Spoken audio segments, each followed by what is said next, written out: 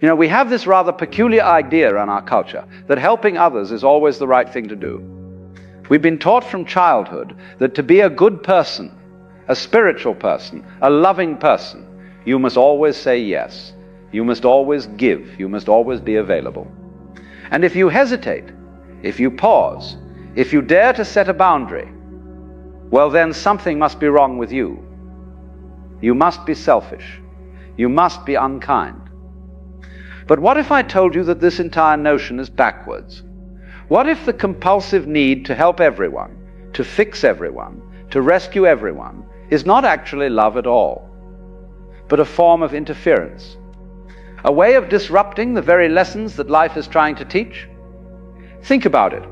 When you continually rescue someone from the consequences of their own actions, what are you really doing? You are not helping them.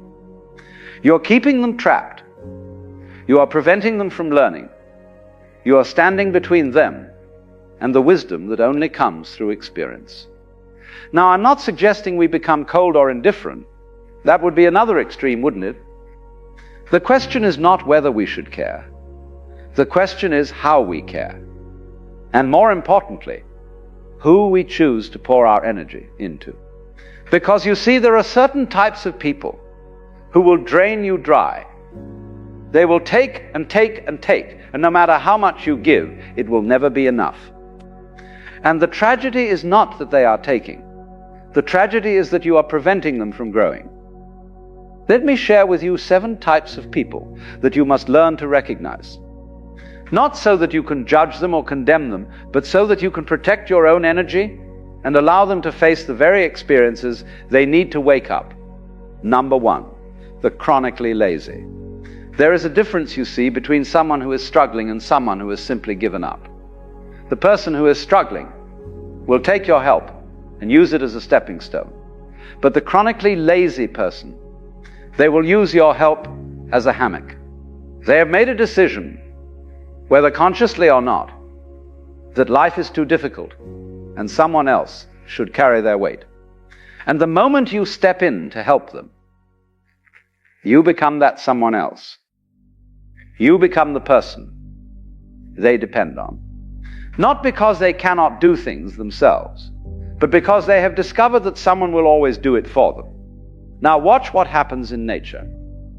A bird does not bring food to a chick that refuses to open its mouth. A tree does not continue to nourish a branch that bears no fruit. Nature is very clear about this. If something is not producing, if something is not contributing, it is eventually cut off, not out of cruelty, but out of wisdom. The chronically lazy person will always have an excuse. They will tell you about their difficult childhood, their bad luck, their unfair circumstances. And some of this may be true. But here is the question you must ask. What are they doing about it right now? Are they taking any steps, however small, to change their situation? Or are they simply waiting for someone to come along and fix it for them? When you help someone who refuses to help themselves, you rob them of something precious. You rob them of the satisfaction of their own accomplishment.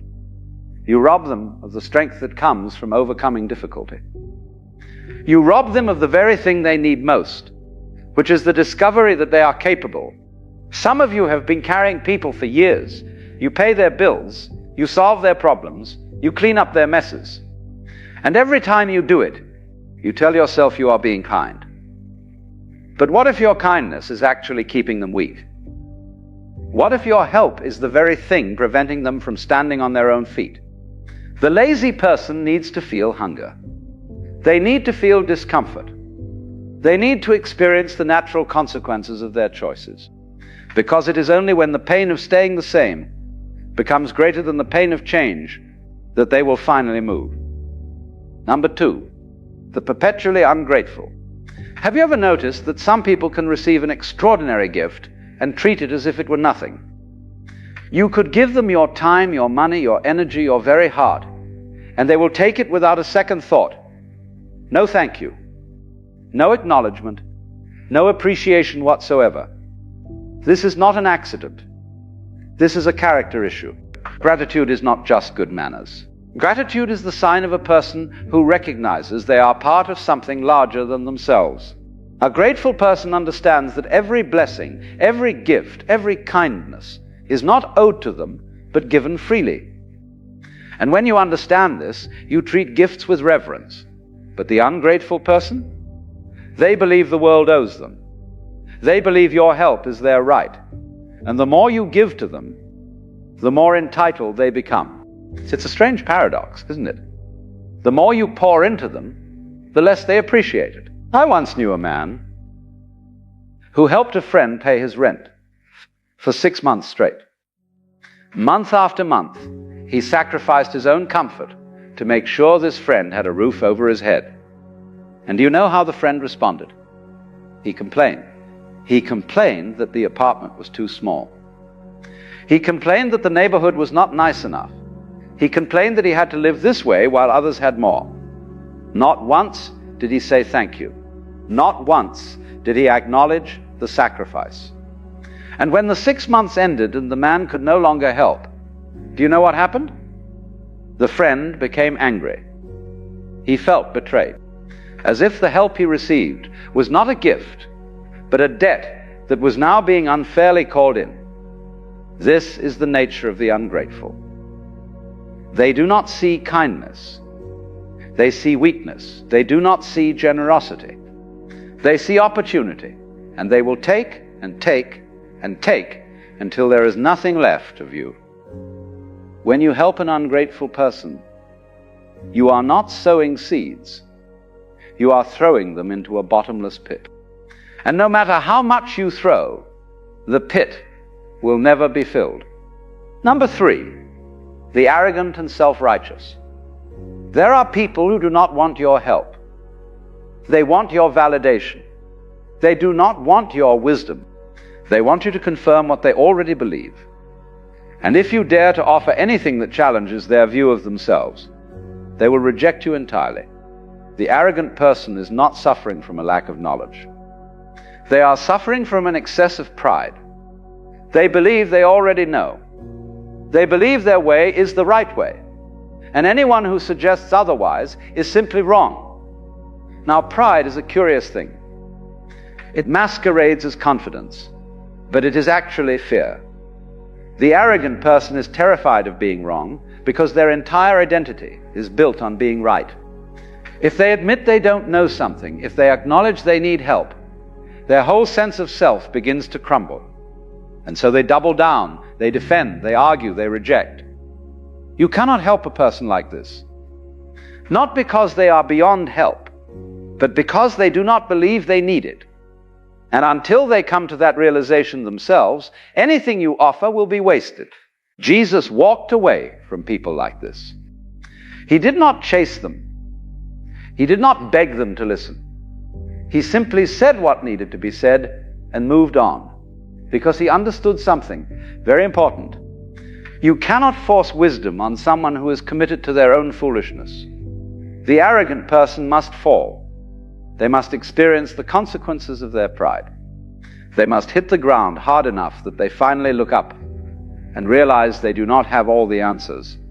And only then, when they are humbled, when they are broken, will they be ready to receive help. Number 4, the habitually wicked. Now, I want to be very careful here because we live in a time when people do not like to use words like wicked or evil. We prefer softer language. We say someone is troubled or misunderstood, but there are people in this world who are not confused.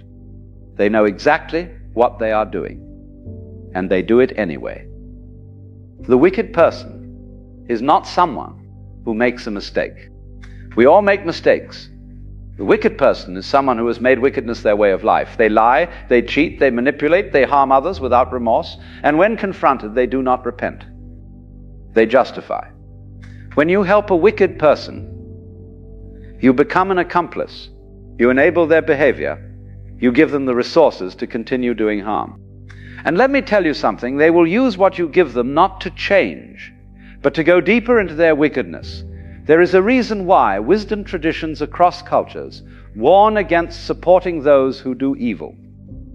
It is not because we lack compassion. It is because we recognize that some people have chosen a path that leads to destruction. And if you try to pull them off that path, they will only pull you onto it with them. The wicked person does not want to be saved. They want to be empowered. They want someone to fund their schemes, to cover for their lies, to clean up their messes. And if you step into that role, you are not helping them. You are partnering with darkness. Number 5, the incurably foolish. A fool is not someone who lacks intelligence. A fool is someone who refuses to learn. They make the same mistakes over and over again. They ignore advice. They reject wisdom. They touch the hot stove repeatedly and then wonder why their hand is burned. The difference between a wise person and a fool is very simple. A wise person learns from experience. A fool does not. Now here is what makes this particularly difficult. The fool will often come to you in distress. They will be in crisis. They will be desperate, and your heart will go out to them. You will want to help. You will want to rescue them. But if you look closely at their history, you will see a pattern. This is not their first crisis. This is not the first time they have needed rescue. In fact, they have been in this exact situation multiple times before, and each time someone helped them. And each time they went right back to the same behavior that got them into trouble in the first place. The fool is like a person drowning in the ocean who refuses to grab the life preserver you throw them. Instead, they keep thrashing and splashing and going under. And if you jump in to save them, they will pull you under too. You cannot save a fool. Only life can teach them. Only the consequences of their own actions can break through their stubbornness. And if you keep intervening, you prevent those consequences from doing their work. Number 6, the master manipulator. The manipulator is perhaps the most dangerous person on this list because they are the hardest to recognize. They do not come to you with demands. They come with stories. They do not take from you directly. They make you want to give. The manipulator understands human nature. They know that good people want to help. They know that kind people feel guilty when they say no. And they use this knowledge like a weapon. They will tell you exactly what you need to hear. They will play on your emotions. They will make you feel special, needed, important. And before you know it, you are doing things for them that you would never do for anyone else. The manipulator is a shapeshifter.